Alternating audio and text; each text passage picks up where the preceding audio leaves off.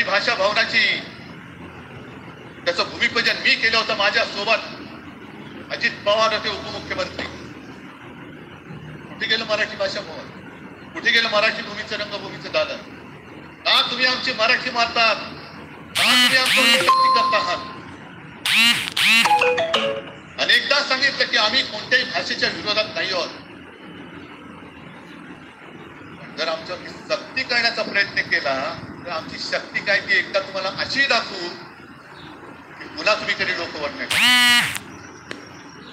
पुन्हा डोकं काढलं. या सगळ्या गोष्टींकडे आपण आज एकत्र आलेलो आहोत. पुन्हा आपल्यामध्ये काढे घालण्याचे उद्योग होतील आणि त्यांचा धंदा असतो आहे. एकतर कुठे मी नेहमी सांगतो, कोणाच्याही लग्नामध्ये भाजपवाल्यानं बोलू नका. येतील मस्त श्रीखंड बासुंदी पोळ्या बिळ्या खातील आणि त्याला नवरा बायको भांडण लावून दुसऱ्या लग्नात जेवायला जातील. बरं एवढं केलं तरी बरं, नाही तर त्या पोरीलाच पळून घेऊन जातील. कारण ह्यांचं स्वतःच असं काहीच नाहीये. कोणत्याही लढ्यामध्ये कधी भाजपा नव्हता. अगदी संयुक्त महाराष्ट्राच्या चळवळीमध्ये सुद्धा भाजप हा सगळ्यात शेवटी आला आणि 57ची निवडणूक झाल्यानंतर सगळ्यात पहिल्यांदा बाहेर पडला. हे जनसंघ, तेव्हा त्यांचा जो राजकीय नाव होतं जनसंघ, यांच्याकडनं आम्ही देशाभिमान शिकायचा, यांच्याकडनं आम्ही महाराष्ट्राचा अभिमान शिकायचा. आणि आम्ही आपापसात भांडून त्यांना सगळं काही बहाल करून टाकायचं. या सगळं विकून टाका, सगळं सत्यानाश करून टाका. अरे आपली मुंबईच्या दड्या उडवल्या जात आहेत. अख्खी मुंबई कोणाच्या कशात घालतायत? कोणाच्या बघत बसायचं सगळं. म्हणजे आज सगळ्यात जास्त जर कोणी जमिनीचा मालक मुंबईमध्ये असेल तो यांच्या मालकाचा मित्र आहे अदानी.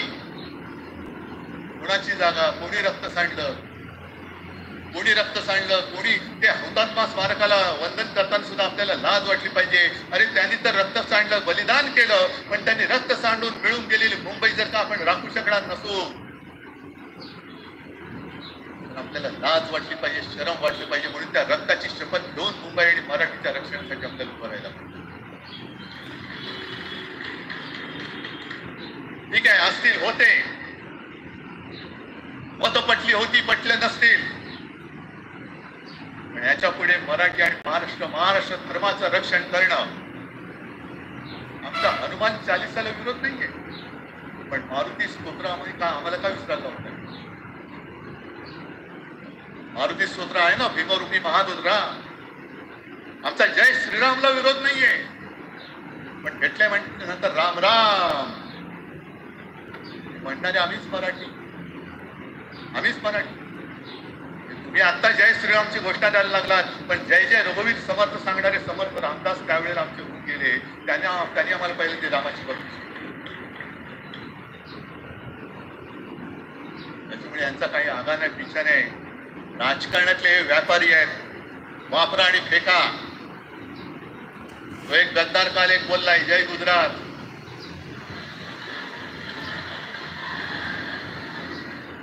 किती लाचारी करायची?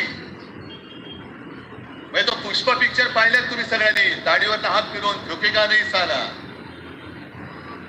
तसे हे गद्दार म्हणतात उठेगा नाही साला, कुछ भी बोलो उठेगाही नाही. अरे कसा उठणार? आहे का तुझ्याकडे उठण्यासारखं? म्हणजे विचार मी म्हणतोय,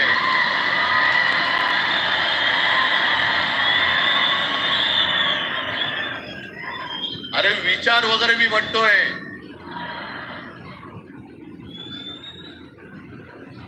हिंदी भाषेच्या सक्तीला विरोध न करणारा बाळासाहेबांच्या विचाराचा पाईक असू शकेल? आपला मालक आला म्हणून त्याच्यासमोर जय गुजरात म्हणणारा आपल्या बाळासाहेबांच्या विचाराचा पाईक असू शकेल? आता जे मला वाटतं कुठल्या एबीपीच होतं ना, उघडा डोळे बघा नीट. डोळे उघडले, पण आता जर का डोळे उघडले नाही तर पुन्हा कधी उघडण्याची वेळ येणार नाही, कायमचे मिटून जातील. आत्ताच डोळे उघडा, आत्ताच जागे व्हा. आणि आता आलेली जाग जर का जाणार असेल तर मग मात्र स्वतःला मराठी आईची